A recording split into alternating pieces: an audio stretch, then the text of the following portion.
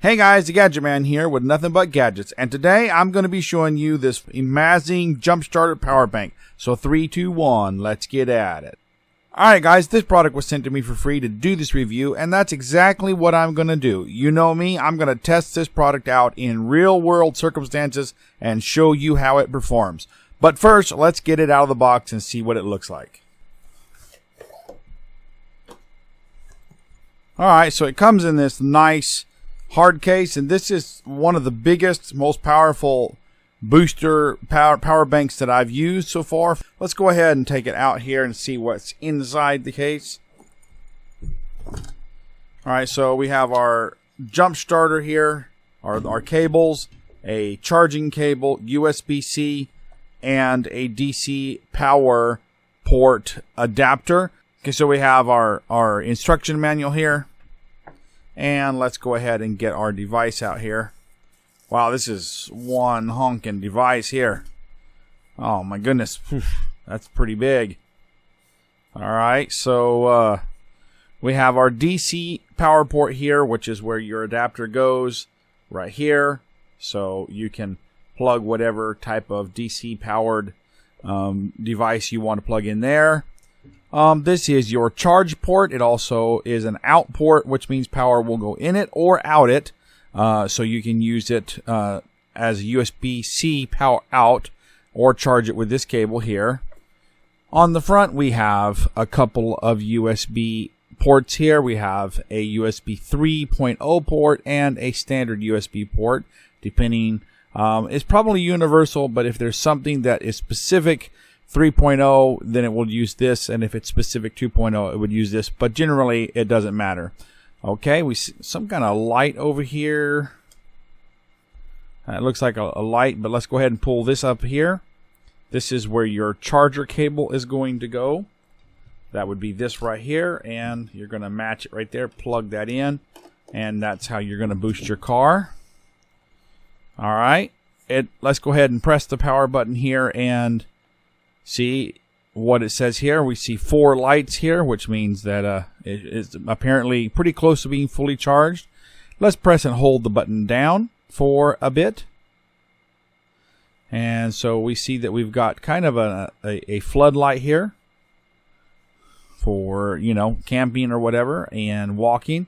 Let's press the button once, and we get a red light that is blinking in Morse code. Press it again, and we just get a red flashing light, which flashes constant. And press it again, and it goes back to white. Okay, so that's your 3 lighting options. Press the button down and hold it down to turn it off. So we see that it's already gone down to 3, so I think it's about 75% charged. Okay, so in order to use this to boost a car, it really needs to be fully charged to 100%. So I'm going to go ahead and put it on the charger, charge it all the way up, and then we're going to go out and jump a vehicle with it and see how it performs. So I'll be right back. Okay guys, now I'm going to show you how to use this to start your car in case of a dead battery situation. In this case, what we're going to do, the first step is to connect the jumper cables here to the battery. So we're going to open this little port right here and connect our jumper cables to the battery. Okay, once that's done, a little blue light will appear here. When the device is ready to jump, there will be a green light that will appear on this side, and you will hear a click. Alright, second step, we will connect the negative black clamp to the negative battery, which will be indicated by a little minus symbol, and we will connect the positive to the positive side, which will be indicated by a plus symbol. Okay, now since my battery is fully charged, in order for me to demonstrate this starting a car with a dead battery, I will need to disconnect this once this is connected. In order to activate this device, it must be connected to the battery at the time, but once it goes into start mode, I can disconnect it. So let's go ahead and do that. We hear a click, and we see a little green light appears here, and now I'm going to disconnect this over here and start the car.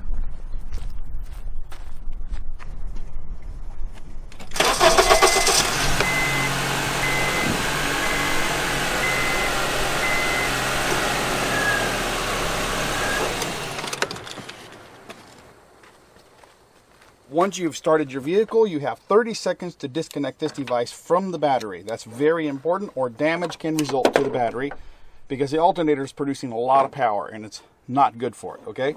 So now we have to fully disconnect the device here, fully disconnect it, okay, and let it rest. You can't use it to start over and over and over again, okay?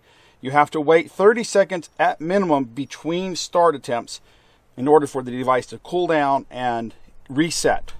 You can damage the device if you try to use it too quickly. All right, so let it cool down, and then after 30 seconds, you can try another chance, okay? Well, I hope you enjoyed this video. If you have, please like, subscribe, and comment. I will throw a link to this product in the description of the video if you're interested in it. Until next time, this is the Gadget Man saying, I'll see you later.